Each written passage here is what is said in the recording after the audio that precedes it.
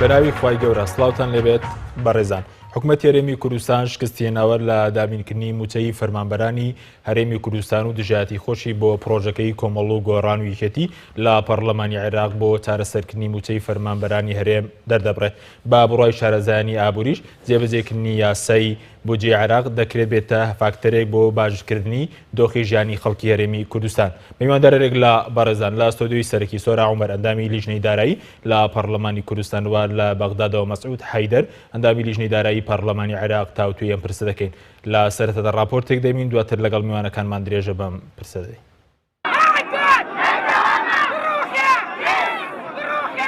دواکەوتنی نیوە موچەی فەرمانبەران بەردەوامە. بەپێی وتەی وەزیری سامانە سروشتەکان حکومەتی هەرێمیش بێت داهاتی نەوتی هەرێم بە بۆری لە مانگێکدا زیاترە لە کوێی موچەی تاوەی سەرجەم موچەخۆرانی هەرێم.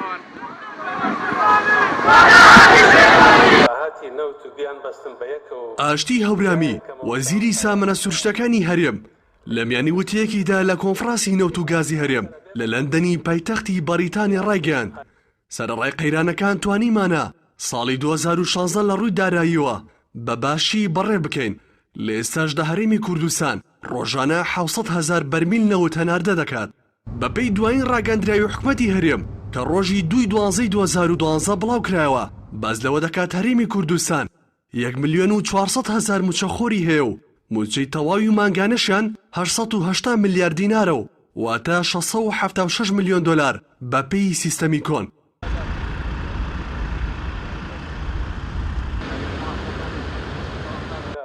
ئاشتی هاورامی دەڵێت هەرێم ڕۆژانە 700,000 بەرمیل هەناردە دەکات و ئەگەر نرخی هەر بەرمیلێک نەوت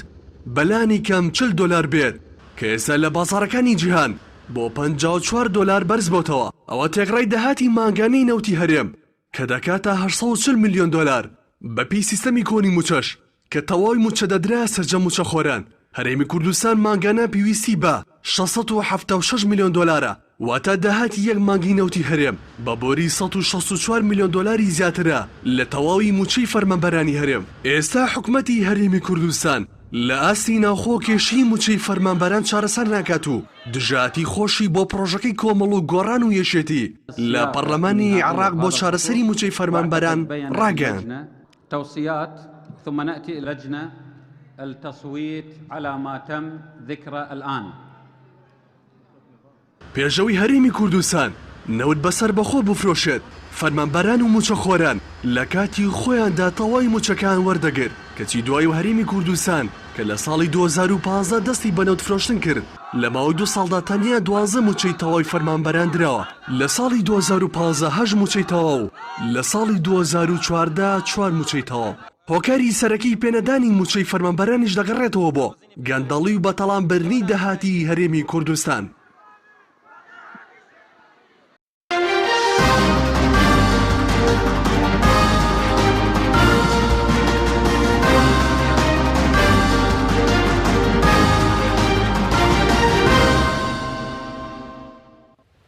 دووبارە سڵاوتە لێبێت بەڕێزان سوپاس بۆ میوانەکانمان کاکسۆران بەخێر بێن سوپاس بۆ ئامادەبوونتان. دەمەوێت سەرەتا ڕای بەڕێستان لەسەر جێگیرکردنی پشکی کورد و مافی پێشمەرگە لە یاسای بودجێ عێراق بزانین. بەڵێ بە ناوی خوای بەخشندەی میهرەبان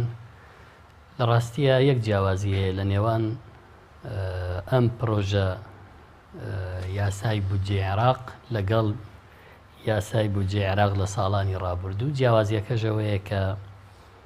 لە ساڵانی ڕابردوو کاتێک کە شایستە داراییەکانی هەرێم لە یاسای بودجە دیاری دەکرا لە بەرامبەر نەوت کاتێک کە لە 2 ساڵی ڕابردوو هەرێمی کوردستان ئیلتیزامی نەکردووە بە پێدانی نەوت بە بەغدا بەشە بودجەمان بڕاوە و لە پاش ئەمە هیچ ڕێکارێکی تر نەبووە تاکو هەرێم یاخود بەغدا پابندکە. هەرێم پابندکە بەوەی کە چی لەسەری دانراوە بە لە پێدانی نەوت دابینی بکە و بەغدا چی لەسەری پێویستە لە پشکی کورد لە بودجەی لە 17 بیدا. بەڵام ئەم ساڵ جیاوازیەکە ئەوەیە پەرلەمانتارانی کورد بە تایبەت لە فراکسیۆنی کۆمەڵ و گۆڕان و پاشان یەکێتیش بیریان لەوە کردەوە کە ناکرێ ئەم پرۆژە یاسایی ئەم ساڵ بەو جۆرە تێبپەڕێکە هەر کەس ئیلتیزام نەکە ئەوە ڕوودەدا کە لە ساڵانی ڕابردوو ڕوویدا. واتە ئەگەر دابنرێ هەرێم ڕۆژانە 300,000 500,000 100,000 بەرمیل نەوت بدا لە بەرامبەردا حکوومەتی عراقی بەشە بودجەی هەرێم بنێرێ. ئەگەر هەرێم ئەمەی نەکرد بەغداش پارە نەنێرێ. زۆر باشە. ئەمە جیاوازیەکە لێرە ئەوەیە کە ئەم جارە ئیلتیزام دروست کراوە بۆ ئەوەی کە هەرێم نەوت بنێرێ و بەغداش بودجە بنێرێ و ئەگەر نا ڕێکارێکی یاسایی لە محکەمەی ئیتیحادی بەرامبەر بە عێراق یا بە هەرێم هێڵراوەتەوە بۆی بگیرێتە بەر. ئەمە جیاوازیەکەیە. بەڵێ زۆر باش لە تاستین ڕاگەنراودا کە حکوومەت پێشتریش دژاتی خۆی بۆم پرۆژێ ڕاگەنووسش ڕاگەندراوێکی بڵاو کردێتەوە باز دەکە کە پلانێکی سیاسی مەتیسیدا دەژبارەیەمی کوردستان بەداخە و پەرلەمانتارانی کوردستانش کە دەنگیان بۆ یاسەکەدەوە زانیبێتیانیان زانیبێت سەرڕای پێدانی زانیاری پێویست پێیان پێچوانی بەرژەوەندێکی شتەکانی هەرێمی کوردستان موچە خۆران دەنگیان بە یاسەکەداوە. یعنی پێ دوای ئەوەی کە ئێستا ئەو ڕاگەندراوی کە تازە بڵاو کراوەتەوە کە لە بڕگەیەکدا بازەکە پەرلەمانتاری کورد پێچەوانەی خواستە بەرژەوەندێکی شتەکانی دەنگیان داوە. ئەمە ڕاگەنراوی سەرۆکایەتی ئەنجومەنی وەزیرانە دیارە هی کاگنێچیر و کاقوبادە. ئەمە ڕێزم هەیە ئێستا پێش بەرنامەکە چاوم پیاخشان دیسان دەستیان کردو بە بڵاوکردنەوەی ڕقەمی درۆ. ئەنجومەنی وەزیران بۆ معلوماتی بەڕێست و بینەران لە چەند ساڵی ڕابردووە درۆی لەگەڵ خەڵکی کوردستان کردووە، درۆی لەگەڵ پەرلەمانی کوردستان کردو، درۆی لەگەڵ بەغدا کردووە لە مەسەلەی بودجا و هەرێمی کوردستان دەبێت لەسەر شکاندن و جێبەجێ نەکردنی یاساکانی بودجەی هەرێمی کوردستان کە ساڵانە لە پەرلەمان گرنگترین یاسای بودجەی ساڵانەی هەرێمی کوردستان بۆ دەرچووە ئەمانە ژێرپێیان ناوە، ئەمانە پارەی ئەم وڵاتەیان بە هەدەر داوە و گواستنەوەیان بە بودجەی تەشغیلی وەبەرهێنان بۆ تەشغیلی کردووە کە ئەمە یاساشکێنیەکی گەورەیە دەبێت لەسەری دادگایی بکرێن. ئێستا بۆ پەلەقاژەیانە بۆ هاواریان لێ هەستاوە چونکە خۆیان نەڕۆشتون ڕێکەوتنێکی ژێربەژێر بکەن دوایی لە چوارچێوەی یاسای بودجە پەرلەمانتارانی کورد بەبێ ئاگایی چای و بنوقێن و دەنگی بۆ بدەن. ئەم جارە قۆناغێکی نوێ لە بەغدا هاتووەتە پێش. من دەستخۆشیم هەیە لەو پەرلەمانتارانەی دەنگیان بەم یاسای بودجە داوە. بۆ ئەم جارە پەرلەمانتاران نوێنەرایەتی حەقیقی خەڵکی کوردستانیان کردووە، نوێنەرایەتی حەقیقی موچەخۆرانیان کردووە و مامەڵەیان بە نەوتی هەرێمەوە کردووە کە مافی خۆیانە نەک مافی تەنها نێچیرەڤان بارزانی و پارتی دیموکرات بچێ لە دوو دانیشتنی چاخواردنەوە ڕێکەون و بێنەوە و بڵێن ڕێکەوتنمان کردو کەس نەزانێن ناوەرۆکی چییە. باشە زۆر باشە بەڵام ینی ئێستا ئیشکالەکەی حکوومەتێرێم کە ئێستاش دژایەتی دەکات پێی وایە ئەوانەی کە دەنگیاندا و دژایەتی بەرژەوەندی نەخێر خەڵکیان دژایەتی بەرژەوەندی کێیانی ئەوەی کە دەنگی بە ئەوەی دەنگی تا ئێستا بە مادەکانی ئەم پرۆژە یاسایە داوە لە بڕگەکانی تایبەت بە هەرێمی کوردستان لە بەرژەوەندی پارتی دیموکراتیان داوە، لە بەرژەوەندی تاڵانچیەکانی نەوتی کوردستانیان داوە، لە بەرژەوەندی ئەوانەیان داوە کە نەوت بۆ خۆدەوڵەمەندکردنی خۆیان و بنەماڵەکانیان بەکارهێناوە باجی برسیکردنەکەی کە بەغدا پارەی بڕیوین لەسەر ئەم نەوتە و ئەوان تاڵانیەکەن خەڵک داوێتی. نەخێر حکوومەتی هەرێم درۆکە ڕاز ناکە لە بەرژەوەندی ئەوانەی داوە کە نەوت بە ناشەفافی دەدزن و تاڵانی دەکەن و پارەکەی بۆ ڕوبع موچەش نایەنەوە. پێ دوای ئەوە لە بەرژەوەندی خەڵکەوەی کە چەسپیوە ئەوەی چەسپیوە لە بەرژەوەندی خەڵکە ڕاستە پارتی دیموکرات پێوەی پابەند نابێ هەوڵەدا بربەستی بۆ دروستکە هەوڵەدا هەڵی وەشێنێتەوە لە پێناو چییە؟ لە پێناو ئەوە ناکە نەوت بدات، لە پێناو ئەوە کە دەرنەکەوێ. پارتی هۆکارە بۆ ئەوەی کە بودجەی هەرێم بەغدانەی نێرێ لە بەرەوەی ئەو نەوتەکە دەدزێ دەیفرۆشێ ڕوبع موچەی خەڵکی کوردستانی لێنادا چونکە بڕینی بەشە بودجەی هەرێم دەخاتە ئەستۆی بەغا. چەنی لە ئەستۆی بەغدایە ئەوەندەی لە ئەستۆی ئەوانەیە کە نەوت دەدزن تاڵانی دەکەن بە ناشەفافی دەیفرۆشن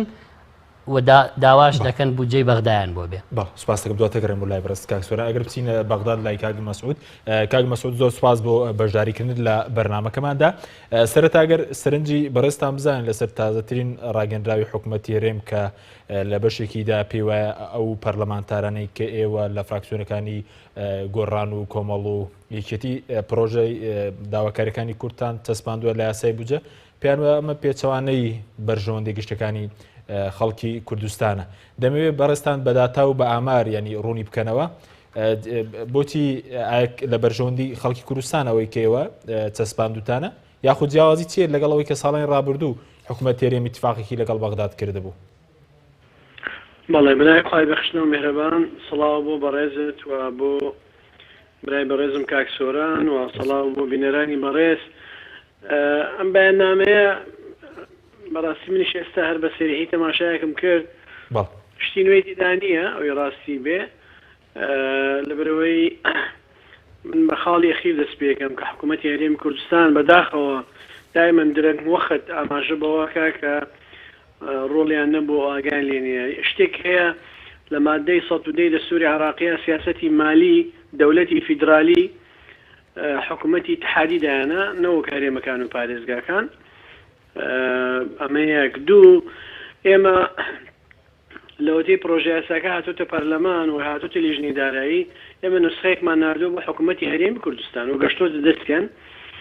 بە هیچ شێوەیەک هەر بۆ مجاملەش نیانوتووە وەرن با پێکەوە دانیشین و ناقەشەیەکی بکەین. وایە زانی هەروەکو ساڵی 2016 یەمر و مرور الکرام ئێمەش دەنگ ناکەین و هیچ هەڵوێستمان نابێ و دەسەگرین بە کڵای خۆمانە بۆی بانێ بە بەڕاستی وەزعی ئابووری وەزعی مالی وەزعی کۆمەڵایەتی وەزعی سیاسی هەرێمی کوردستان ینی چیتر تەحملی ئەوە ناکە ئێمە بە بیانووی نەتەوەی و نیشتیمانی ئەوانەوە بێدەنگ بین و ئەوەی کە هەیە ئەگەر تۆ پابەندە بووی باشە پابەندیش نەبووی ئەو منیش پابەند نابووم و هەرکەس لە ماڵی خۆی خواحافیز. من با بە سەراحەتەن یەک شتەیە آخر کۆبوونەمان لەگەڵ پێشەوە بچینە ناو هەندێک تەفاسیلەوە لەگەڵ سەرۆکوەزیرانە مناقەشەمان کرد. من خۆم نیست مناقەشەم کرد لەگەڵی یەکێک لەو فەقەرانە موچەی یا بودجەی هێزی پێشمەرگەی کوردستان بوو. ئەوەی ڕاستی بێ من وەکو ئەندامێکی لیژنەی بە دوواداچوونی موچە وەکو ئەندامی لیژنەی دارایی التیماسی ئەوەم کرد کە سەرۆکوەزیران پێی خۆش ئەو ئیتفاقینەوتی کە هەیە وەکو خۆی بڕوە و هیچ دەنگ نەکە هەرچی مشکلەی هەرێمی کوردستانە لە کۆڵ خۆی بکاتەوە و بڵێ بە سەراحەت بە منی وتی کاکەوەرە با ئێمە حسابێ بکەین. هەرێمی کوردستان ئێمە زانین ڕۆژانە چەندێک بەرمینەوت هەنارداکات ئینتاجەکە هەنارداکات. ئێوە هاتوون ئاڵێن خەڵک موچەوەر ناگرێت تەقاعود موچەوەر ناگرێت چاودێری کۆمەڵایەتی وەری ناگرێت چەندین مانگە دوا کەوتووە و کەم کراوە پارەی ئەم نەوتە بۆ کوێڕوە؟ ئێمە معلوماتمان نییە لەبەرەی پەرلەمان لە کوردستانە پەرلەمان نەماوە دەرگاکانی داخراوە پەرلەمان نییە بە دوواداچوون کە ئیتر ئەمە بەرپرسیارەتی جەنابتە وەکو سەرۆکوەزیرانی عراقی. ینی با بڵێن مۆزوعەکەی ویستیان جانبێکی سیاسی بدەنێ بە سەراحەت ئێمە لەبەرەوەی خۆمان بە لێونەری خەڵک زانین و خەڵک متمانەی بە ئێمە بەخشیوە ئێمە نوێنەرایەتی دەنگی ئەو خەڵکاکەین کە بە سەدان هەزار لەسەر شەقامەکانن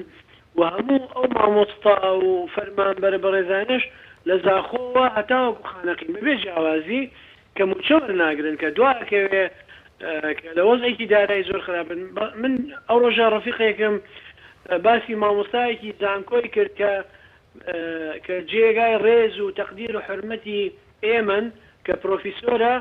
وتی ینی زۆر بە بێدەنگات و وتیی فریامان کەون من 5,000 دینار لە گیرفانمە وەزعەکە بگاتەوە حالەتەی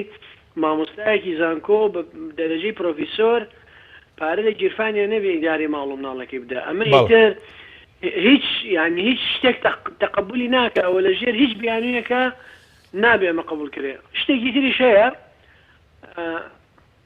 حقیقەتێکە سیاسەکانی هەرێمی کوردستان تەسەورەکەم ئیتر دەبێ بە ئاگا بێنەوە. ئێمە خۆمان بڕیارە دەین ومن حقيقتك شيء بابيلم اما المفاوضات كان بدرجه اساسيه لدروج الاخيره كبندو ماوس احمد حاج رشيد وكاك ارام والله خان بوين دعاء يكدو برادري ترهات اما خمان بريال مان ما بزاني لبروي اما خمان بنيونري خلق زانين واما لنا واقع كاين اما زانين تحملي مسؤولياتي شكين قيشك كاكا دو صاله اتفاقي نوتي كرا اتفاقي كرا كبشكي بيشمرقه دانرا مثلا الان جيبجينا كرا بيشمرقه راست يسمونه كاركي باسكم اتفاقي نوتي جيبجينا كرا اتفاقي كفاشلمو اما برامر ملتك كمان تحملي مسؤوليتي سياسي وتحملي مسؤوليتي مالي او انا اكيد اما ما كردوها اگر خرابه بام يجو محاسبه مانكا اگر ايش باشا بام يجو ملتكشمان زور باش كاك مسعود فما بالك خو ما نزانين فايق دقيقه بالله فرم عندك شتي جرينجا بو خلق روني بكينو من لچن شابيكوني قلت لي شاماش نبي كردوا بداخوا حكومتي هريمي كردستان يعني لوقت الضائعه هاتوها بماله إيران رازينا بين ورن زوبا كوبنيه بكين بزان اشتغلت امر بكينو كاك اخوي مش الفوبيا ماتماتيكو اقتصاد زانين بلام اما بالبرسياليتي جماعيه اما بالبرسياليتي برامر ب 5 مليون كاس الهريمي كردستان قيناكا توتوي استراتيجيتي نوتي بير لدواروش كيتو اتوي دست نكيو تجير برداشي حكومتي اتحادي بس اما يدير شي ايشمان شي لبغدا اما بوشي بجدارين لبروسي سياسي وكو احزاب سياسي وكو بارتي وكو غوران وكو يشتي وكو كومال وكو يقرتو بو بجدارين لبروسي سياسي بو وزير تان هيا بو اندام برلمان تان هيا بو لمؤسسات قضائي واواني ترى بجدارن اجريش للرئابوري ونوتي ورؤياي ترتان هيا كياساي بوجهاتوا بيشوي بروجي ساي بوجهبه بيوستا على الاقل لقال اندام كردغاني لجني دارعي لجني نود رؤيايك بكاكا ايوا حكومتي خلق خو حكومتي حزبنين عندك شيء سياسي بلاوينين اما تائستا بتابتي من باسي انشار اندام كردغي لجني دارعي كم يعني زۆر بە کوردانە زۆر بە نیشتیمان پەروەریانە نیشتمان کردووە بە هیچ شێوەیەک نەمانیشتووە حەزبایەتی ڕێک بداتەوە لە ئیشوکارەکانمانە ئێخۆ ئەبێ ئێوەش یعنی تەنسیقێک هەبێ تەواصولێکمان هەبێ معقولە لە ئاخری لەحەزەکانە ئێمە بە زۆرداری بە تەلەفۆن و بەوانە بە ئیمەیل هەندێک شت هەیە لەگەڵ یەکتریا بیگۆڕینەوە ئەنجا بێن ئەم بەیاننامەیە وەرە باحث حەق و حیساب بکەین دوای ئێمە تۆ باسی نەستەکانی موازنەشت بۆ بکەم ئەوەی پێشمەرگە کاکی گیان ئەوەی پێشمەرگە من خۆم لەگەڵ حەیدەر عەبادیان مناقەشەم کرد بە تایبەتیش پێم وت ئەمە هیچ پەیوەندی بە ڕێککەوتنی نەوتی نێوان هەرێم و بەغدانیە تۆ بۆ بجێزی پێشمەرگەی کوردستانە دی وەڵامەکەی ئەمەی خواردەوەیە یەکەم بودجێ هێزی پێشمەرگە بەپێی قانونی 2015 کە کاتی خۆی بەڕێز کاگوشار زێباری ئەمە پێمانوتی ئەمە زۆر شتێکی باشە عیبینی ئەو مەبلەغێک دانرێ تا مانگی 6 2015 عێراق مانگانە بە شایدی کاگوشار زێباری 34 ملیار دیناری بۆ هێزی پێشمەرگەی کوردستان ناردووە کاکە من وەسایقم لە ماوەیەکی بڵایەکەمەوە وەسایقی وەزارەتی دارایی وەسایقی وەزارەتی نەوتی عێراقیش هەمووی بڵاوەکەمەوە بۆ ئەوەی تر چیتر یعنی بە مزایدە ئیش نەکەین ئیش لەسەر مزایدات نەکەین و خۆڵ نەکەینە چاوی خەڵکی یعنی تاکەی موچەی پێشمەرگیان نردووە کاک مەسعود ئەو بەڵگەی کە لای جەنابتە تا مانگی 6 2015 کە حکوومەتی هەرێم آخر وەجبەی نەوت کە پێما بێ 493,000 بوو 503,000 بەرمی نەوتی نرد ڕقمەکەم لەبیر نەماوە من بە حەیدەر عەبادی موت بۆ نایێنێنی و چۆن حیسابت کردو معادلەکەم پێ بڵێ باڵکیمان وەزارەتی دارایی نازانین چۆن حیسابەکەن حەیدەر عەبادی جەدوەلێکی لایە تەفاسیلی تایە بودجەی هێزی وشکانی پیادە قواتی بەڕی عێراقی مانگانە 306 ملیار دینارە 12 فاریزە 6 لە سەتی 306ەکە ئەکاتە 38 ملیار و 600 ملیۆن دینار عێراقی مانگانە وتم بۆ نایدە ئێمە خۆ هیچ پەیوەندی بە بە اتفاقی نەوتیەوە نییە پێشمەرگە هەزارها شەهیدی داوە لەگەڵ داعشە شەڕی کردووە ناوچەکان خاکی عراقی ڕزگار کردووە خاکی هەرێمی ڕزگار کردووە بەڵێ سپاس دەکەین کاک مەسعود وتی تواوەک دقە باجوابک آخر جوابی وتی هەرێمی کوردستان نەوتی دەستی کردووە بەسەر نەوتی کەرکووکە با لە پارەی نەوتی کەرکووک ئەو پارەی پێشمەرگەش بدەن بەڵێ سپاس دەکەم دواتر گرێمەوە لای بەڕێز قسەی زیاتر دەکەین کاک سۆران سەبارەت بەوەی کە حکوومەت هەم لە ڕاگەنراوەکەی ئەمڕۆدا و شتێورامیش قسەی کردبوو لەسەر داهاتی نەوت کە وتووی داهاتی نەوت ڕۆژانە 700,000 بەپێی ئەوە بێت زیاتر لە موچەی فەرمانبەران ئەگەر جەنابەت دواتر قسەی سەبارەت بەوەش کە دەڵێ ئەوەی کێستە لە یاسای بودجە دیاریکراوە دەڵێم یاسای دژی هەرێمە ناگاتەوەی کە هەرێم لە فرۆشی نەوت و داهاتە ناوخۆیەکان دەستی دەکەوێت بەڵام هۆ کار چیە مەسەلەن ئێمە لە کوردستان موچەکە نادرێ بە خەڵک وەڵاهی من جارێکی تر تاکی دەکەمەوە دەستخۆشیەکەم لەو پەرلەمانتارانەی کە دەنگیان بەم مادانەی ئەم پرۆژە یاساداوە ئومێدەکەم بەردەوام بن چونکە ئەمە قۆناغێکی نوێیە و ئەوەی کە چەند ساڵە پارتی چووە لە بەغدا کردوێتی دەرەکەوێت کە چی کردووە و حقیقەتەکەی بۆ خەڵکی کوردستان لانی کەم ڕوو نەبێتەوە بەڵام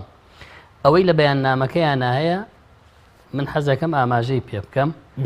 چونکە ئەمە جارێکی تر درۆیە لەگەڵ خەڵکی کوردستان درۆیە لەگەڵ نوێنەرانی کورد لە بەغدا درۆیە لەگەڵ حکوومەتی عراقیش باشە درۆیەکە چییە؟ درۆیەکە ئەوەیە باز لە خەرجیەکانی هەرێمەکە لە یەک مانگە ئەڵێ ئەوەی بەغدا بۆمانە نێرەیە 630 ملیارە لە کاتێکا ئێمە مانگانە تریلیۆنێک و 352 ملیار خەرجیمان هەیە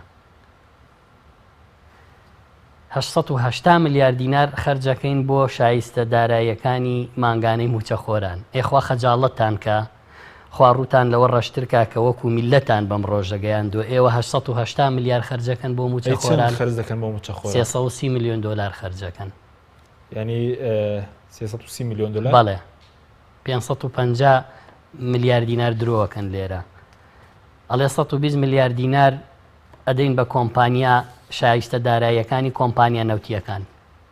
هەتا ئێستا 51 میلیۆن دلاریان داوە ئەماڵێ مانگانای دەین ئەڵێ 130 میلیارمان گەڕانەوەی قەرزە وەکو پێشەکی بۆ فرۆشی نەوت ئەمەش کەس نازانێت درۆیەکی تری گەورەیە بە ناوی قەرزی پێشەکی کۆمپانیاکان 180 میلیار دینار ئەڵێ مانگانە ئەیدەین بە پارەی پترۆدۆلاری کەرکووک ئەمەش درۆیەکی گەورەیە هەتا ئێستا نەک مانگانە 180 میلیار هەتا ئێستا 80 میلیار دیناریان 80 میلیۆن دلاریان پێداون کە کاتە 90 میلیار دینار نەک مانگانە ئەمەندە بدەن بۆ ئێمە هەمووی درۆیە ئەمە هەمووی تەنها لە پێناو تاڵانکردنی نەوتی کوردستانایە بەڵام ئیعترافێکی گەورەی تایە کە ئومێ دەکەم کاک مەسعود گوێی لێبێ و نوێنەرانی کورد لە بەغدا لەسەر ئەمە کارکەن و ئێمە کاری لەسەرەکەین ئەڵێ چی؟ ئەڵێ لە کاتێکە لە حاڵەتی بەردەوامبوون لەسەر فرۆشتنی نەوتی هەرێم بە شێوەی ئێستا کۆی گشتی داهاتی چاوەڕوانکران کراوی مانگانە بۆ هەناردەی نەوت لەسەر بنەمای 42 دلار بۆ یەک بەرمیل و داهاتەکانی دیکەی ناوخۆ بریتیە لە 1 تریلیۆن و 20 میلیار دیناری مانگانە هەرێم اعترافەکە ئەڵێ ئێستا ئێمە بەم جۆرە بەردەوام بین نەوت بە 42 دلار ئەوە مانگانە تریلیۆنێک و 20 میلیار دینار مانگانەمان دەسەکەوێ ئەمە لە ڕاگەنراوەکەی ئەمڕۆیە بەڵێەوە تا 1 تریلیۆن 1 تریلیۆن و 20 میلیار دینار ئەنی بە پێیەوە بێت تاوای موچەخۆران توانە بدەن بە ئاسانی زۆر زیاترە باشە خەجاڵت بن ئەگەر تریلیۆنێک و 20 میلیاردتان دەسەکەوێ بۆ ئێستا مانگی 12ەیە چارەکە موچەی 3 مانگتان لایە ئەمە بەس لە داهاتی نەوتە بە بۆریش بە ناوخۆش بە داهاتی ناوخۆش ئەی بۆ ئێوە لە داهاتی فرۆشی نەوت کە ئەمڕۆ وەزیری سامانە سروشتیەکانە لێ ئەم ساڵ هەموو ڕۆژێ 700,000 بەرمیلمان ناردووە فی 40 دلاریکە بزانە چەنەکە بۆ تەنها 330 میلیۆن دلارتان هێناوەتەوە ئەیکوا 400 میلیۆن دلارەکەی تری هەموو مانگێک باشە ئەی ئەگەر هاوارتان لێ هەستاوە ئەڵێن ئەگەر ئێمە خۆمان نەوت بفرۆشین تریلیۆنێک و 20 میلیارەکە بەڵام بەغا پارەمان لەم بەشە بودجەی 2007 بۆ بنێرێ 390 میلیارد کەمترە دێنێرێ لە تریلیۆنێک و 120 میلیارد. کاکە مەمنونین لە تریلیۆنێک و 20 میلیارد 390 میلیاری کەمتر بێ بەزەوەی بەغدا بێ. ئەوەی بەغدا بێت موچەی تەواوی فەرمانبەران و فەرمانبەران کە ئەڵێن فەرمانبەران یعنی پێشمەرگەش ئەمانە درۆ و مزایدە نەکەن بە ناوی پێشمەرگەوە، چونکە ئەوەی چەکە بۆ پێشمەرگە هاتووە بردوویانە بۆ خۆیان و کوڕەکانیان کەشخەی پێواکەن و ڕاوی پێەکەن، سەرکوتی خەڵکی ناڕازی پێەکەن و ئەوەی بە ناوی پێشمەرگەوە وەریان گرتووە. بەڵێ ئێمە لامانە تاکو و مانگی 6 ساڵی 2015 ئەوەی کاک مەسعود دەیڵێت ڕاستە پارەی پێشمەرگە چەندێکی حەقیقیان هەیە و داوانە بە بەغدا پارەی ئەویان بۆ هاتووە، بەڵام بندیوار و درۆی ڕقەمی خەیاڵی پێشمەرگە بەغدا ناچێتە ژێری. بەغدا وتێتی زەحمەت نەبێت ڕقەمی حەقیقی پێشمەرگەمان بنێ بای 34 میلیارە 36 میلیارد دینار موچەی حەقیقی پێشمەرگەیان داویانە نەک 130 میلیار. بۆیە بەغدا نەوت دەدزن، ڕقەمی وەهمی دەدەن، فەرمانبەرانی بندیوار و وەهمی و نایاسایی و ناشەرعی هەمویان تێکەڵ کردووە بەس فی سەبیلی ئەوەی ئەم ڕقەمە گەورە بکەن بۆی بە بەغدا بڵێن کاکە ئێمە زۆر پێویستی و خەرجیمان لەوە زیاترە. ئەگەر نا فەرمووە میعترافەی هەرێم کردوێتی تریلیۆنێک و 20 میلیارد مانگانە یعنی میلیارێک دۆلار کوا ئەم میلیارە دۆلارە. ئەتەوێ فێڵ لە بەغدا بکەی، فێڵ لە نوێنەرانی خەڵکی کوردستان بکەی لە بەغدا، فێڵ لە خەڵکی کوردستان بکەی بڵێ ئەوە زەرەرمانە خۆمان زیاتر پەیداکەین. کوا ئەو زیاترە؟ ئەو زیاترە هەمووی دزراوە براوەتە بانقەکانی دەرەوە. ئەسڵەن قسە هەیە لەسەرەوەی پارەی نەوتی ئەم ساڵیان دینار نەهێناوەتەوە لە ناوخۆ ئەم موچە چارەکە دەدەن بۆیە پێیان نادرێت. لە بانقەکانی دەرەوەیە هەمووی براوە لە بەشێکی زۆری لە بانقێکی ئەڵمانیایە، بەشێکی لە سویسرایە، بەشێکی لە بەریتانیایە. ئەمانە وڵاتیان تاڵان کردووە. ئێستا دەیانەوێت نەچنە ژێرباری ئەوەی کە ئێمە بۆ لە بەغداینەوە کاک مەسعود دەڵێ بۆ وەزیرمانەیە بۆ نوێنەرانمان لەوێن بۆ ئیمتیازات نەخێر بۆ ئەو مافەداراییانەی کە هەمانە لە عێراق نەک ئەمانە بێن نەوتی هەرێم بدزن مەحرومیشمانکەن لە مافە شایستە دارایەکانمان لە عێراق. بۆیە ئەوەی نیشتیمان پەروەرە، ئەوەی شەریکی دز و تاڵانچی نییە لە هەرێمی کوردستان دەبێت لە بەغدا دەنگی لەگەڵ ئەم پرۆژە یاسایە بێ بۆی ئەم دز و تاڵانچیانەی هەرێم دەرکەوێت چ دزیەک لەم میلەتەکەن. سوپاستیم دواتەگەرم بۆ لای بەڕێستان بەڵە بینەرانی بەڕێست ناوبڕێکی کورتمانەیە دواتەگەرم لای کاک مەسعود لە بەغداد لەگەڵمان بمێنن. بەرنامەی ئەمڕۆ بە سپۆنسەری کۆمپانیای ئەسێ بۆ بازرگانی مۆبایل شیری ئەڵتونسا. ئەسێ یەکەمین مۆبایلی مارکەی کوردی. کۆمپانیای ئەسێ بە لە بەرچاوگرتنی قەیرانی دارایی مۆبایلە تایبەتەکانی دەکاتە قستی مانگانە. Q4 14,000 دینار، Q5 17,000 دینار. پەلە بکە بە بەخاوەنی یەکێک لە مۆبایلەکانی ئەسێ کە 2 مۆدێل و 4 ڕنگ لەخۆ دەگرێت بە قستی زۆر گونجاو. ئەسێ پێشەنگی تەکنەلۆژیای نوێ.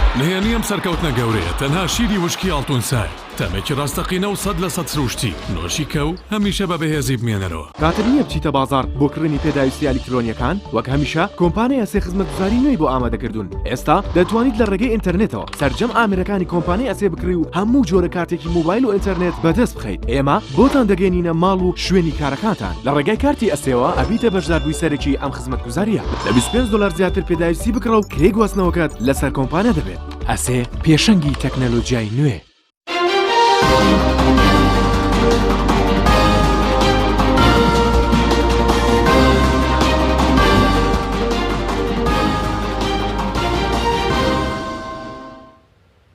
دووبارە سڵاوتان لەبێت بەڕێزان کاک مەسعود ئەگەر بڕینەوە لای بەڕێستان بۆی لای بینەران ڕوون بێت بە دیاریکراوی کە ساڵی ڕابردوو بڵێن ساڵانی ڕابردوو حکوومەت هێرێم لە بەرپرسانی حکوومەت هێرێم سەرۆکی حکوومەت و جێگەری سەرۆکی حکوومەت هاتن بۆ بەغداد و لە یاسای بودجەدا کۆمەڵێک بڕگەیان جێبەجێ کرد یعنی ئێستا ئەوەی کێوە چەسپاندوتانە لەگەڵ ئەوەی حکوومەت پێشتر جیاوازی چی ینی کامیان لە ڕوو داراییەوە بۆ خەڵکی کوردستان باشترە ینی بۆ حکوومەت ئەوەی خۆی پێشتر ئێمە بینیمان بەرپرسانی حکوومەت هێرێم لە ساڵی 2015 وتی ئەمە دەستکەوتێکی گەورەیە بۆ هەرێمی کوردستان لە یاسای بودجە سپاندویانە ئێستا کامیان باشتر لە ڕووی داراییەوە گەر هەڵسەنگانێکی بۆ بکەی ئەم پرۆژە ئێستاییەوە وەکو سێ فراکسیۆنەکە خۆت ئەوەی کە پێشتر حکوومەت ئیتیفاقی لەسەر کردبوو. بەڵێ پێشەوەی وەڵای پرسیارەکەی جەناب بدەمەوە ئەمە حکوومەتی هەرێم ئاماژەی پێ کردووە طبعا حکوومەتی هەرێم بە 42 دلار نەوت نافرۆشێ بۆ معلوماتان حکوومەتی هەرێم نرخی نەوتی فرۆشاوی هەرێم لەگەڵ بەغدا فەرقی هەیە لە بینی 3 دلار و نیو تا 5 دلار فەرقی هەیە ئەوەی وەزارەتی نەوتی عراقی بەمان ڕاگەاندووە ساڵانە نزیکەی 1 ملیارد دلار فەرقی هەیە لەگەڵ نەوتی فرۆشاوی عێراقا. بەڵێ بۆیە ڕقم 42کە من نازانم ینی زیاتر ئێستا نەوتێرم بە زیاتر دەفرۆشێ ئێستا نرخی نەوت بەرز بۆتەوە بۆ 54 دلار هەرێم لەبەرەوەی لە ڕێگای سۆمۆ نەوت نافرۆشێ ساڵانە نزیکەی 1 ملیارد دلار زەرەکە لە فەرقی نرخە لەبەرەوەی ئێمە لە بەدواداچوونمان بۆ کێشەی موچەی فەرمانبەرانی هەرێم وەکیل وەزیری نەوتی عراقی ینی حتا اقتراحی ئەوەیان کرد کە هەرێ ئەمان عێراق هیچ ینی لەوەش ڕازین کە هەرێمی کوردستان نەوتەکەی لە ڕێگای سۆمۆ بفرۆشێ و بۆ ئەوەی حکوومەتی هەرێم ینی با بڵێن تەمین بێ لەوەی کە پارەکەی بۆ هەرێمە بێ پارەی نەوتی هەرێم بچێتە سەر حسابێک تحت تصرف حکوومەتی الإقليم يعني بەدەست حکوومەتی هەرێم خۆیەوە بێ ئەو حسابە بەڵام سۆمۆ بیفرۆشێ و حکوومەتی هەرێم نوێنەری هەبێ لەگەڵ سۆمۆیە بەڵام تەسویقکردن یەک سەرچاوە بێ هەرێم لەلایەکەوە بەکەیف خۆ نەیفرۆشێ و تاکیدیشیان لەوە کردوتیان هەرێمی کوردستان بەس لەو جیاوازی سعرەیە ساڵانە 1 ملیارد دلار قازانجەکات 1 ملیارد دلار ئەگەڕێتەوە بۆ خەزینەی حکوومەتی هەرێمی کوردستان لەبەرەوەی نرخی ئەو نرخی هەرێمی فرۆشێ 3 دلار و نیو تا 5 دلار کەمترە لەوەی کە سۆمۆی فرۆشێ ئەمە یەک دوو بەراوردکردن بەڕاستی من ناچمە تەفاسیلی مەسروفاتی حکوومەتی هەرێمی کوردستانەوە چونکەوە ئیشی من نییە ئەو پەرلەمانتارە بەڕێزانەی هەرێمی کوردستان هەن ئەو کاکسۆران و هەموو ئەو کاک و خوشک و برایانەی تر لەوێن ئیشی ئەوانە ئێمە خەڵک ینی هانای بۆمانێنەوە هاواری بۆمانێناوە چەند پێشنیارێک هەبووە پێشنیاری فراکسیۆنی گۆڕان هەبووە پێشنیاری فراکسیۆنی جێتی هەبووە پێشنیاری فراکسیۆنی کۆمەڵە بووە هەموو ئەم پێشنیارانە لە یەک پاکێجێکە کۆکراوەتەوە و ئێمە مفاوزاتمان لەسەری کردووە ئەوەی ئێمە کردومانە تەنها تەشریعی یاسای بودجە نەبووە ئێمە مفاوزاتمان کردووە ئەوەی ئەو ساڵە کە حکوومەتی هەرێمی کوردستان اتفاقی نەوتی کرد و دوایی وەکو نەسێکدانە دوای ئێمە وەکو ئەندامە کوردەکان لە لێژنەی دارایی مفاوزاتمان کرد ئەم جارە ئێستا ئێمە جارێکی تر مفاوزاتمان کردوێتەوە تحملی مەسئولیاتەکەش یەکەین بەڵام پێمان وایە چەند ئامانجێکی ئەم نەسانێکە دانراوە یەکێ لە ئامانجە سەرەکیەکانی ئەوەیە ئیشکردنە بۆ زامنکردنی شەفافیت لە هەناردەکردنی نەوتی هەرێم و فرۆشتنی نەوتی هەرێم ئەمە یەک دوو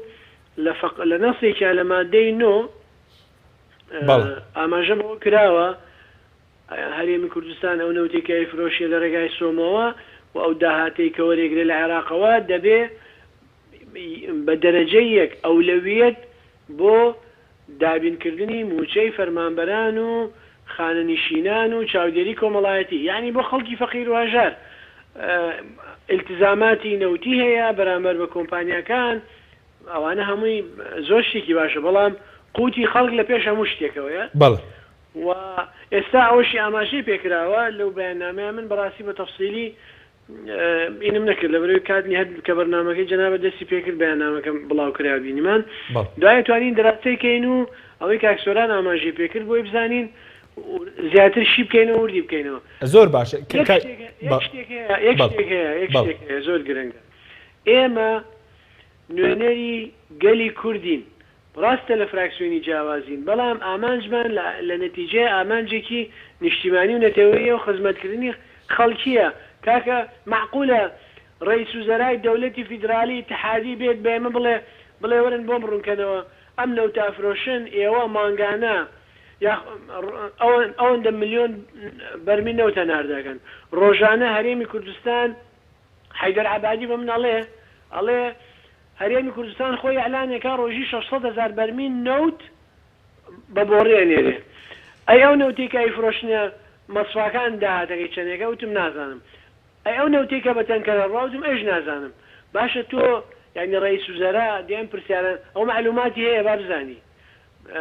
و وەزارەتی نەوتی عێراقیش معلوماتی هەیە لەبەرەوەی لە وڵاتە دراوسێکانەوە معلوماتیان پێ درێ بالتەفسیل چەندێک ئەڕوا و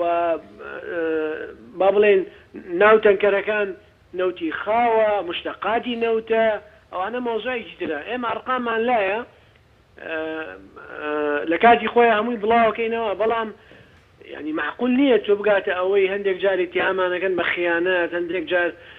تانەوتە شەری دنیامان لێدەن. ئەگەر من لەبەر دیفاعکردن لە خەڵکی فەقیر و هەژار، لە مامۆستا، لە موچەخۆر، لەو تەقاعودەی کە 200,000 هەیە دوای 6 ساڵ خزمەتکردن 200,000 اتهامەکرێن بە خیانەت، شانازی بۆ خیانەتەوەکەم. لەبەرەوەی من یەک ملاحەزەی با شتێکتان پێ بڵێم، ئەوەی ئێمە لە مفاوزاتەکانە هەستمان پێکرد چونکە بەشێک لە شیعەکان یانوس اتفاقەکە وەک خۆی بمێنێتەوە یان دەم سەرشێ لەگەڵ خۆمانەکەینەوە بڕواتان هەبێ. ئێمە ئەم 4 کەسە هەستمان کرد ئێمە لەبەرەی گەلین و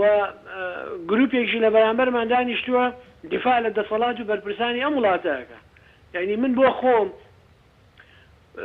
جوانترین و خۆشترین ئەحساس کە هەم بووە لەم 2 ڕۆژەی ڕابردووە بۆ کە مفاوزاتمان کردووە بۆ قوتی خەڵک، بۆ هێزی پێشمەرگە. ئێستا ڕاستە ئەنی ئەوە لە بەیاننامەکەی حکوومەتی هەرێم ئینشاءڵڵا هیچ جیاوازی نییە لەگەڵ ئەوەی پێشووتر. وەرە ڕێی قانونی تر وەرەگرین ئێمە بەنەس بە شێوازێک نووسیمانە حکوومەتی هەرێم وەفدێکی مفاوز باش دروست بکە، ئەتوانێ بەلای کەمی داوای لە 17 بکە، ئەتوانێ ژماری پێشمەرگە خۆی دایبنێ، ئەتوانێ داوای مەبلەغ بکە بۆ موچە. یعنی ئەمانە یعنی حەق نییە هەندێک شت هەیە پەیوەندی بە قوتی خەڵکەوەیە بکەینە مزایداتی سیاسی. ئەو شتێکە پەیوەندی بە هێزی پێشمەرگەوەیە بکەینە مزایداتی سیاسی. ئەگەر تۆ لەگەڵی شینی دامی ناکەیت بەڵێ زۆر سپاس کاکە گیان تۆیەک دقەیەک دەخە بەڵێ فەرموو کاکە ئەم موازنە بۆ 1 ساڵە 2 ساڵە قانون دروست دەکرێ و عمری درێژی 6 مانگ بۆ ئەوەی 2015 بە ئەم ساڵەش ئەمە تاقیکەینەوە بزانی چی بەسەر دێ. ئەگەر خراپ بوو لە 2017 بە شێوازێکی تر بەڵام و کاتەوەرن تەنسیقمان لەگەڵ بکەن. ئێستا لە بەیاننامەکە بینم ئەڵێ داواکەین لە فراکسیۆنە کوردیەکان و وەرن و دانیشین و بعدە خراپ بەسە دوای ئێمە کەیتر بە خۆمان ئەو قانونەکە بەیانی تێپەڕێت و ئێمە بە قەناعەت شێو دەنگمان لەسەر شتاندا ئامانجی سەرەکیمان شەفافیەتە و دابینکردنی موچەی فەرمانبەرانی هەرێمی کوردستانە. بەڵێ سوپاس دەکەم دواتێک دەرفەتە دەگرێن و لای بەڕێستان کاک مەسوود کەسووناک بگرم بۆ لای بەڕێستان. ئێستا بەڕێزت لە لیژنەی دارایی ئێستا ئێمە بۆ خەڵکی کوردستان وا باشترە ینی دۆخەکە بەم شێوەیە بمێنێتەوە کە حکوومەتی هەرێم هەر بەردەوام بێ لەسەر هەناردەکردنی نەوتەکە و دۆخی موچە بەم شێوەیە خود ئەوەی کە یاساکە بە تەواوەتی جێبەجێ بکرێت کامیان لە ڕوانگەی خەڵک چارەسەری قەیران داراییەکە دەکات. بەڵێ ئەمەی کە نوێنەرانی کورد لە بەغدا کردویانە لەو 3 فراکسیۆنە کارێکی تازە و نەوعیە و ئومێ دەکەم یاساکە ئاوا تێپەڕێ حکوومەتی هەرێم ناچار بکات نەوتەکە بدا بە سۆمۆ چکە گەر نەیدا بە سۆمۆ حکوومەتی عێراقی بە پێی یاسای ئەم یاسای کە دەبێ بە یاسا بە پێی یاسای بودجەی 2017 دەتوانێت هەندێک ئیجرات بەرامبەر هەرێمی کوردستان بکاو لە بەرامبەرە وەکو چی بۆ وەکەوەی کە لە محکەمەی اتحادی یەکلایی بێتەوە کە هەرێم شکێنەری ئەم یاسایە پابند نابێ و نەوت لە دەرەوەی ئەم یاسایە دەفرۆشێ. خەڵکی کوردستان و نوێنەرانی خەڵکی کوردستانیش بۆیان هەیە هەمان سکاڵا لەسەر حکوومەتی هەرێم لە محکەمەی اتحادی بکەن. ئەو کاتە هەرێم ناتوانێت بەم شێوازەی کە ئێستا نەوتی هەرێم تاڵانەکا و چۆنێ فرۆشێ و بە کێیە فرۆشێ و بە کەیفی خۆی چۆن عەقدی کردووە و عەقدی 5 ساڵە لە 2017ەوە دەکا و بە نرخێکی کەمتر تاڵانی دەکا. نەوتی کەرکووک دەفرۆشێ و $1 نادا بە کەرکووکیەکان. هیچیش لەوەی لە 2 ساڵە لە نەوتی کەرکووک دەیدزن و تاڵانیەکەن کەس نازانێ پارەکەی بۆ کوێ دەچێ. لانی کەم هەوڵێک دەبێت بۆەوەی کە ڕێنەدرێ هەرێم ئەم تاڵانکاریە بکا و سزای خەڵکی هەرێمی کوردستانی پێ بدا. و ئەگەر ئەمە کرا ئەو کاتە دەرەکەوێت کێنەوانەی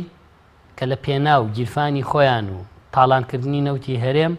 سزای خەڵکی کوردستانەدەن و خەڵکی کوردستان دوجار باجەکە یەکەوێتە سەر. ئێمە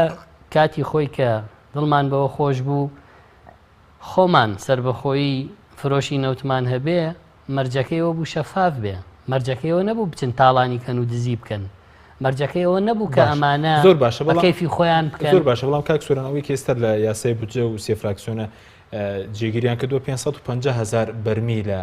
ینی نەوتێرێم لەوە زیاتر نیە کەم دوێنێ ئاشتێورامی لە کۆنفرانسی نەوت و غاز لە لەندەن باڵ 700,000 ڕۆژانە. ینی لانی کەم بەس ئەوەی کە بە بۆری 150,000 زیاترە لەوەی کە نوێنەرانی کورد بۆ بەغداد داوای دەکەنی مەجای وەکو تۆ دەڵی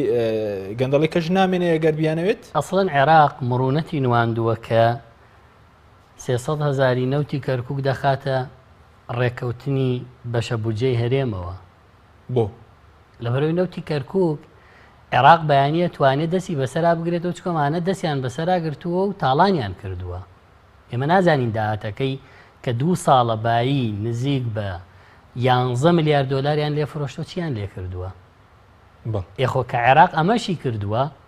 لە بەرامبەر ئەوایە کە ئێستا پێشمەرگە و ناوچانە پارێزێ و هەرێمی کوردستان باڵا دەسەتیایە و پارتی بە لیوای نەوتوگاز داگیری کردووە. ئەگەر لەسەر نەوتی هەرێم ئەوەی دانراوە 250,000 بەرمیلە. یەخۆ ئێمە کە لە پێشووە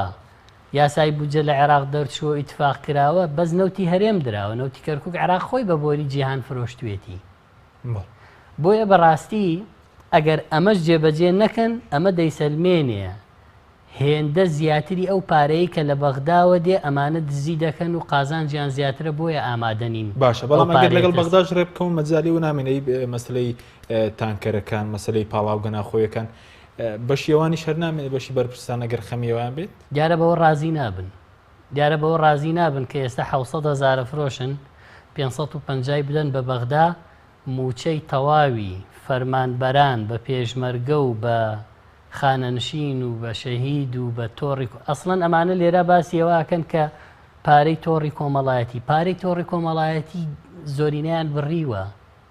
تۆڕی کۆمەڵایەتی چی و شەهیدان و ئەنفالی چی موچەی شەهیدان و ئەنفالی ئەم ساڵ 5 موچەیەکتان داوەکە کە یعنی ئەمانە درۆکەن بە ناوی شەهید و ئەنفال و پێشمەرگەوە. ئەمانە زای چۆن حکوومەتداریان کردووە. ئەمریکا بەشێکی پارەی پێشمەرگادا. ڕێکخراوێکی ئەڵمانی هاتووە پارەی مامۆسا بدا. خەڵک لە مزگەوتەکان پارە بۆ نەخۆشخانەی هیوا کۆکاتەوە. خەڵک خێرەکان نەخۆش چارەسەرەکە. ئەمانە ئەم وڵاتە بە سواڵە ڕوابەڕێەوە بە دەعمی ئەوە ڕوابەڕێ UN ئاوارەمان بۆ بەخێوەکە. ئەمانە بەز هاتوون داهاتی ناوخۆ دەدزن لە گومرگەوە لە باج و زەرائیب و ڕسوماتەوە نەوتەکەشی بە بۆری دەدزن بە تەنکەر دەیدزن هێشتا تێر نابن هاتوون معاناتێکیان خسۆتە سەر خەڵک لە مانگی 12ە هێشتا دەرگای خوێندنگاکانی ئەم بەشەی هەرێم نەکراوەتەوە کەچی زۆر بێ شەرمانە دێن قاتی 50 وەرەقەی لە بەرەکەن و بۆین باخی $1000 بەسن باسی ئەوواکەن کە چۆن هەرێمی خۆت ئەوانەی کە ئێستا نەوتە دزن و حکومڕانیەکەن و چون لە لەندەن دانیشتون درۆەکەن بە ناوی کۆنفرانسی نەوت و گازەوە. بەس چاکەتەکەن بای 50 وەرەقەی بەڵێ هەیەە قاتی کڕیەوە بە $10,000. ئەمانە بۆنیان کڕیەوە بە $10,000 یەک بۆن ئەمانە گەرە وڵاتیان تاڵان نەکرد بێتوانن ئاوا بژین ئەوانە کە کارەبایان قەت نەبرا و تاریکیان نەدیوە لە 25 ساڵە ئەمانە کە قەت بە پەرەمێز ئاویان گەرم نەکردووە خۆیان بشۆن ئەمانە کە قەت نەبوونی و برسێتیان نەبینیەوە چۆن تێگەن لە هاواری میلەتێکی برسی بێپارەی بێموچەی قەرزاری کرێچی لە مامۆستا و فەرمانبەر و ڕەشوڕوتی ئەنفال و چیمیا باران ئەمانە ئەبێ دادگایی بکرێن لە وڵاتە بەو نەوتەی هەن بخنچێنرێن ڕۆژێک دێ دادگایی یەکرێن چونکە ڕەفیقەکانی ئەوان کە لە دەوروبەری ئێمە حکمیان نەکرد پێش ئەوان خەوت نەژێر پێی خەڵکو ئێستا لە محاکەمەی خواییان هەموو بەپەت چارەنووسیان دەبێت ئەگەر بەم شێوە دۆخ وڵاگەر ئەمانە کە ئەم وڵاتیان بە 25 ساڵ ئاوا لێ کردووە چارەنووسیان وەکو چارەنووسی و دیکتاتۆرانە نەبێت کە میلەتەکانی خۆیان چەوسانەوە پیرۆزیان بێ ئەم حکومڕانی ئەم میلەتە ئەبێ کەس گلەییان لێ نەکات بۆ تۆ پێ دوایە زوڵم و ستەم و نادادگەری و تاڵانی و ئەو هەموو کوشت و بڕوخیانەتەی لە میلەتیان گرۆ بۆ بەهەشتە چن عاقیبەت وەکو ماندێلا پەیکەریان بۆ کرێ ئەمە ڕسمەکانیان بەو دیوارانەی هەرێمی کوردستانەوەی بینی چۆنە سووتێنرێ هەمووی بۆ خەڵک تاکەی ئەمە قوبوڵەکە لەبەرەوەی هێشتا تروسکاییەک ماوە ئەمانە بەهۆش بێنەوە لەم هەموو زوڵم مستەمەیەکەن ئەگەر نا پەرلەمان پەک بخەی موچە ببڕی زوڵم بکەی خەڵک بڕفێنی ڕۆژنامە نووس تیرۆرکەی مامۆستا تیرۆرکەی بۆ بچێتە سەر زۆری نەماوە بچێتە سەر بۆیان بەڵ سوپاس دەکەم کاک مەسعود ئەگەر بگرێم بۆ لای بەڕێستان دوا پرسیار من ئەگەر دەقەیەکیش بۆ بەڕێستان سەبارەت بەوەی کە ئێستا ئەوەی کێوە تەسبیتتان کردووە لە یاسای بودجە ئەگەر جێبەجێ بکرێ بە دیاریکراوی بەڕێستان لە لیژنەی دارایین دەتوانرێ موچەی لە سەدا چەندی مەسەلە موچەخۆرانی هەرێم چارەسەر بکات زۆر بە کورتی بێ سوپاس دەکەم بەڵێ ئەو دەقانەی ئێستا کە دانراوە لە دەقەکان ئاماژە بەوە کراوە کە لە بەرامبەر بە دوو فەقەرەی جیاواز دەبێ حکوومەتی هەرێم التزام بکات بە 250,000 بەرمیل نەوت و دەبێ حکوومەتی هەرێم التزام بکات بە 300,000 بەرمیل نەوتی کەرکووک نەقڵکردنی لە فەقەرەیەکە ئێمە نەمانوتووە ئەم نەوتە بەرامبەر بە موچە ئێمە لە مەوادەکان ئەم قانونەیە هەیە ئەم نەوتە بەرامبەر بە پشتی هەرێم بەڵام حکوومەتی هەرێمی کوردستان ئیلزام کراوە دەبێ ئەولەویەت دابنێ بۆ موچەی فەرمانبەران و چاودێری کۆمەڵایەتی و خانەنشینان ئەو پارەیەش نزیکەی 500 ملیارە و ئەگەر بەم کەمکردنەوەی موچەش بێ کە ئێستا 621 ملیار موچەی فەرمانبەرانی هەرێمی کوردستانە دوای کەمکردنەوەی ئەوە ڕێژەی لە 180 موچەی فەرمانبەرانی کوردستان ئێستا دابینەکە و پێم وابێ ئەگەر بە گشتیەکە بێ بەهشتاکە نزیکەی 55 بۆ 60 لەسەر سەد دابینەکە یعنی ئیجبارمان کردووە کە ئەمە بدا بەڵام ئەمە معنایەوە نییە ئەم پارەیە بۆ هەرێمی کوردستانیە یەک شت هەیە بێ ئاماژی پێ بکەین عێراق تارگتی هەیە ئامانجی هەیە کە لە 2017 هەناردەکردنی نەوتی فعلی زیاد بکە نرخی نەوت لە بازارەکانی جیهانە تەوەقعات وایەوە نەوتی عێراقی ممکنە لە بودجەکەیە 42 دلار دانراوە